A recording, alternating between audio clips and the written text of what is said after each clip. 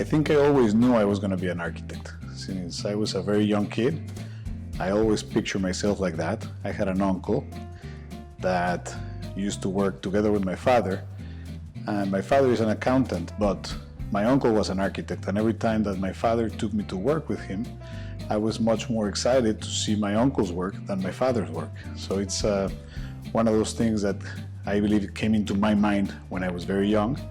So design was part of my childhood.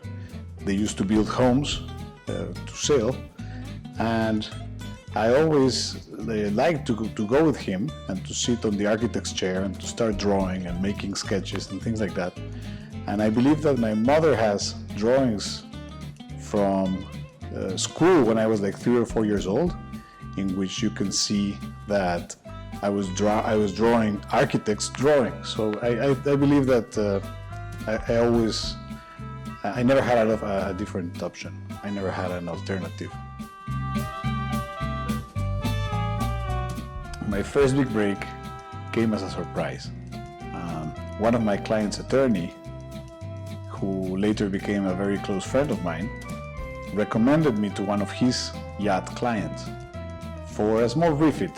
So I did not have any past experience with yachts, but you know, I grew up as an architect. I always liked design, and I was very heavily working in interior design as well. So the attorney thought I was a good fit for this Mexican owner.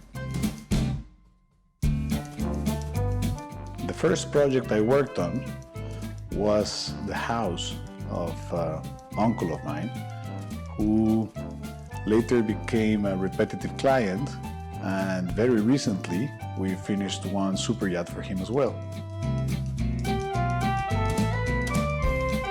I'm sure I made many, but one that I know I did was to be a little bit too optimistic at some times. Optimism can be very powerful in favor, but it can also be very powerful against. And I had to learn some lessons about being too optimistic sometimes. So I'm still an optimist, but I'm much more careful now. The best design advice I've ever had was to take notes. I think it's fundamental to be able to listen and to understand to what the clients have to say, and more importantly, to understand their needs, and then to write down every single thing that you can pick up from those meetings, from those conversations, and to review those notes with your team afterwards. I believe that taking notes is fundamental in a very successful design. I think that the hardest thing about being a super yacht designer is not being able to own one of these amazing toys. It's a great thing to design them. You dream with them, you develop all these concepts, you see them become reality, and then you see them go away. So that part of letting it go, I think it's probably, I'm sure it is the hardest part of being a yacht designer. Yes, I had a few crazy requests. The craziest one that I can recall was actually one of our last projects, where the client requested to change the entire interior of a fully finished, brand new super yacht 1 month away from the delivery, and change it completely to suit his taste. So we had only 5 months to redesign, rebuild, and deliver a fully operational yacht, which was an absolutely crazy task, but it was a successful one, and I was very happy to be able to take part of that, because the project was delivered on time, the clients really liked it, and the shipyard was very proud of it as well, and it was a complete success for all the involved parties. A great design is one that satisfies the client's needs in every single way, and at the same time is beautiful for everyone else that can see it.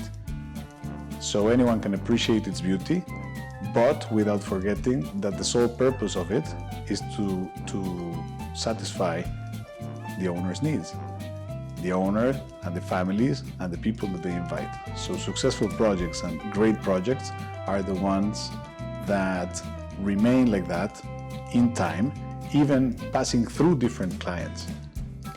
Great designs are timeless, and great designs become part of history.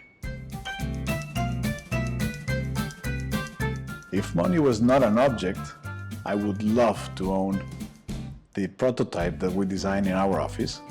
It is a 50-meter steel hull, aluminum superstructure, hybrid propulsion, with the latest and greatest technologies.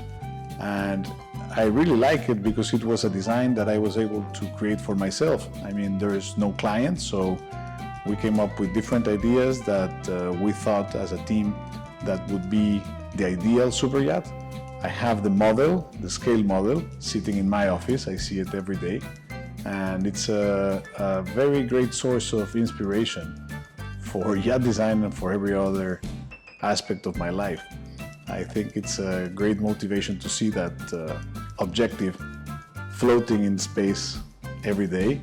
I hope to be able to see it floating on the ocean at some point. Well, when I'm not designing yachts, I'm either spending time with my family on our boat on the ocean or designing something else.